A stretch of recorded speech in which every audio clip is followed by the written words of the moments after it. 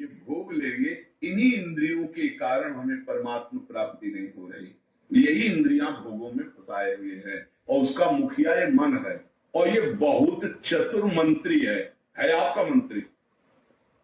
पर ऐसा समझ लो कि भोला राजा और चतुर मंत्री, उसकी दुर्दशा कैसी होती राजा की, जो सलाह देता है वैसे ही कर देता है और फंसता चला जाता है, और मंत्री अपने को बलवान बनाकर केवल नाम मात्र का राजा उसको बनाए हुए सारा काम वही कर रहा है। देख लो आप, नाम मात्र के आप जीव आत्मा भगवान के अंश हो, सारा काम वही मन कर रहा है। हमारा मन कर रहा है ये खाएं तो हम खाएं, नहीं ये मन की मांग है, तेरी मांग नहीं है। लेकिन ऐसा कौन भेद पैदा कर पाता है? मेरा मन कह रहा है ये देखा जाए तो अब भाई देखा जाए, मेरा मन कह रहा है तो कभी कभी मन अच्छा सपोर्ट करता है।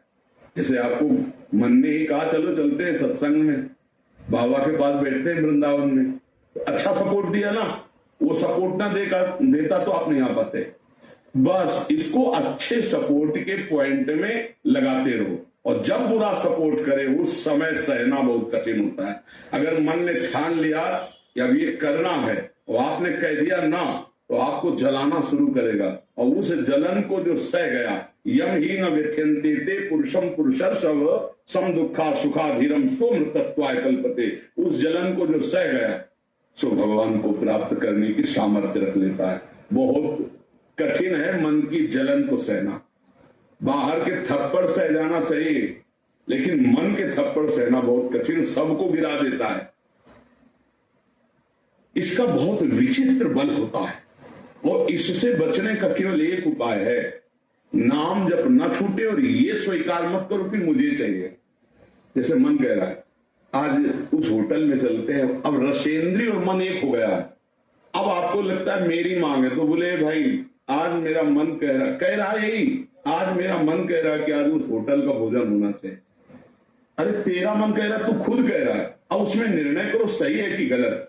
अगर गलत लग रहा है इसकी चाल तो आप मत जाओ, घर में रोटी दाल बनाओ, इसको अच्छा नहीं लगेगा, ये 100 बार कहेगा नहीं तो आपको नहीं भाई आज तो यही खाना पड़ेगा। कल भले विचार करेंगे आपकी बात पर आज नहीं, आज तो ऐसे बस में करना होता है। एक साधु के मन में आई कि खीर मिले, बहुत दिन से नहीं मिली, मन है कभी कुछ भी सोच सकता है, बहुत व्याकुलता हो गई, बस खीर खीर खीर। तो एक भगत के यहाँ गए, 10-5 गाय भैंस बंधी थी, उन्होंने कहा कि आपकी श्रद्धा है संतों पर? उन्होंने कहा महाराज आदेश कीजिए। तो बोले 10 संतों के लिए खीर बना सकते हो आप? बोले 20 घर का दूध है, हम 20 संतों के लिए बना देंगे। बोले हम 11 बजे आएंगे दोपहर के, आप बना के तैयार रखिए। वो अकेले आए, तो उनका और संत? बोले और संत यही है सर। अकेले कमरे में बैठे 20 संतों की खीर, वो कहा आप लोग बाहर हो जाइए, हम एकांत में पाना चाहते हैं। तो पाए, वही 20 संतों के लिए खीर बनी, मतलब 20 पेट भर जाए। तो पाए, फिर एकदम यहां तक हो गए तो उल्टी हो गए, फिर मिलाया उसी, फिर मन कह रहा नहीं अब खीर नहीं चाहिए। बोले नहीं खाओ खाओ खीर। रोमांच हो गया, नहीं खाएंगे एकदम। बोले जिंदगी में खीर का नाम मत लेना, जिंदगी। तो या तो ऐसे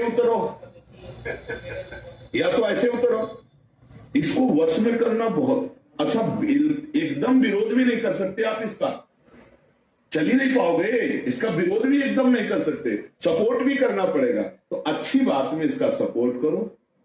अब कह रहा है जिससे हमें आज मीठा खाना है, ठीक है तुम्हारी मांग बुरी नहीं है, गए किसी अच्छी दुकान से लिया, ठाकुर जी को भोग लगाया, भाई तो उसका सपोर्ट हो गया। अब वो बुरी बात कह रहा है, अब नहीं मांगना है। उस समय जो जलन उसे सह जाओ, बस यही साधना का है। मन को अगर अधीन कर लिया तो बात बन गई। एक हम बार बार सुनाया करते कि मन मारिया तन बस में की ना, हुआ भरम सब दूर, बाहर से कछ दिखत नहीं, अंदर चमके नूर। आपो त्याग जगत में बैठे नहीं किसी से काम, उनमें तो कछु अंतर ना ही संत कहो चाहे राम। वो गृहस्थी में भी है। आप एक पत्नी व्रत लिए हुए धर्म से आप चलते हैं, दूसरी किसी माता बहन की तरफ गंदी दृष्टि नहीं, धर्म से धन कमाते, परिवार का पोषण करते, नाम जब आप महात्मा है